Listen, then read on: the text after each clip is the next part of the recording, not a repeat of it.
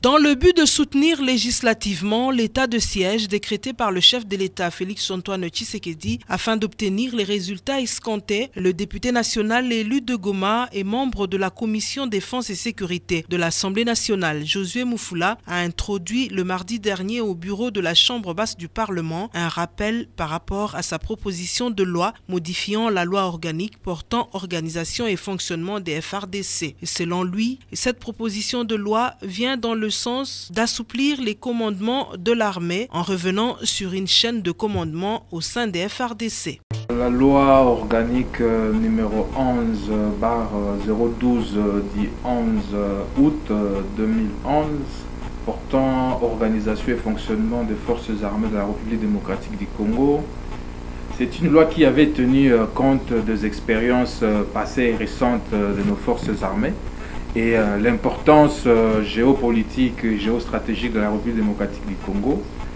Mais il a en tout cas alourdi le fonctionnement des forces armées de la République démocratique du Congo par la mise sur pied de 2 chaînes de commandement et la création de nouvelles grandes unités. Toutes ces grandes unités-là ont alourdi un peu le fonctionnement des forces armées et c'est budgétivore. Une fois que cette proposition de loi modifiant et complétant la loi organique sur l'organisation et le fonctionnement des forces armées, une fois qu'elle est adoptée au niveau de l'Assemblée nationale et promulguée par le chef de l'État, commandant suprême des FARDC, je pense en tout cas que tous les moyens qui seront alloués à nos forces armées avec une seule chaîne de commandement,